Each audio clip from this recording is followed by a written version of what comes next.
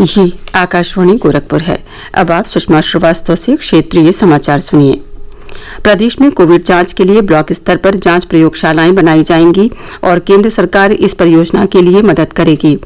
हमारे संवाददाता से बातचीत करते हुए मुख्यमंत्री योगी आदित्यनाथ ने कहा कि सरकार वैश्विक महामारी की रोकथाम के साथ साथ राज्य में स्वास्थ्य प्रणाली को भी मजबूत कर रही है। उन्होंने कहा कि प्रत्येक जिले में जांच मशीनें लगाई जा रही हैं जो कोरोना के संदिग्ध मरीजों की जांच रिपोर्ट 1 घंटे के बाद दे देंगी। नई ट्रू नेट मशीनें नॉन कोविड अस्पतालों में लगाई जाएंगी। ये मशीनें 1 घंटे के भीतर ही टेस्ट के नतीजे बता देंगी, जिससे मरीजों को किसी आपातकाल की स्थिति में जल्दी इलाज मिल सकेगा।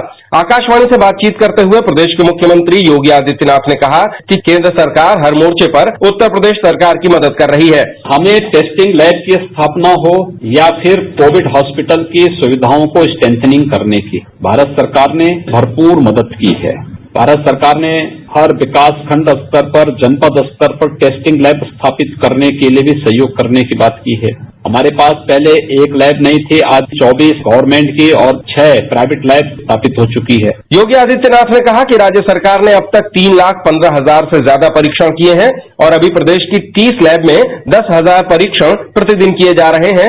उत्तर प्रदेश हाल ही में देश में कोविड मरीजों के लिए 1 लाख बेड तैयार करने वाला पहला राज्य बन गया है। सुशील चंद्र तिवारी, आकाशवाणी समाचार, लखनऊ।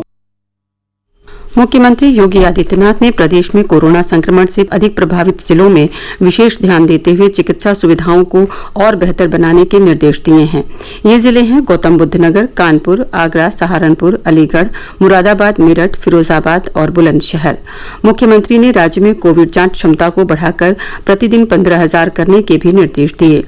लखनऊ में आज अपने सरकारी आवास पर एक उच्च स्तरीय बैठक में लॉकडाउन व्यवस्था की समीक्षा करते हुए श्री योगी ने कहा कि जिन जनपदों में अधिक संख्या में प्रवासी श्रमिकाएं हैं वहां विशेष पूल टेस्टिंग की व्यवस्था करते हुए अधिक नमूनों की जांच की जाए।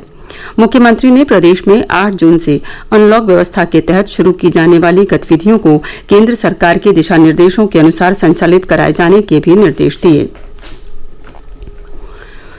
प्रधानमंत्री नरेंद्र मोदी सरकार के दूसरे कार्यकाल का पहला वर्ष पूरा हो गया है।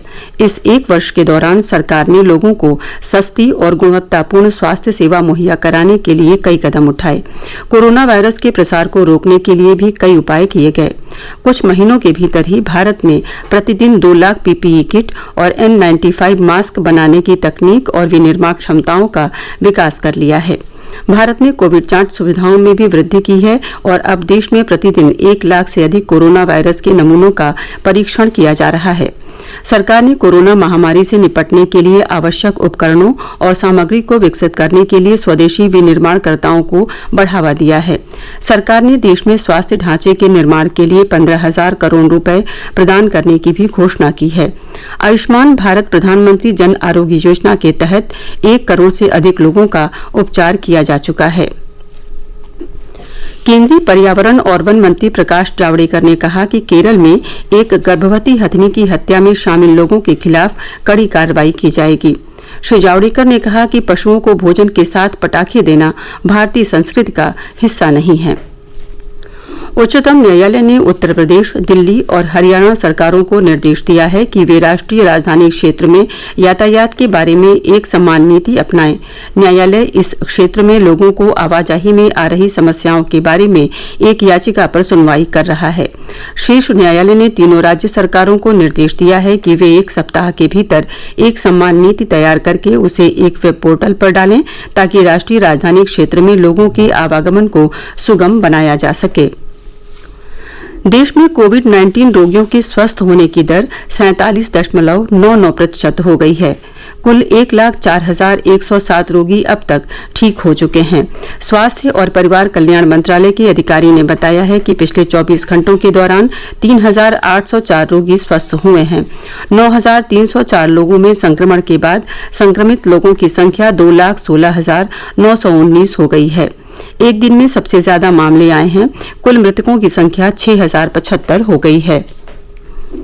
प्रदेश के अनेक हिस्सों में आज दिन भर बादल छाए रहने से तापमान में गिरावट दर्ज की गई और लोगों को भीषण गर्मी से राहत मिली। वाराणसी, अयोध्या, चंदौली, आजमगढ़, चित्रकूट, पीलीभीत में रुक रुक कर हल्की से मध्यम वर्षा दर्ज की गई। गोरखपुर और आसपास के क्षेत्रों में भी आज दिन भर बादल छाए रहने से मौसम सुहावना हो गया।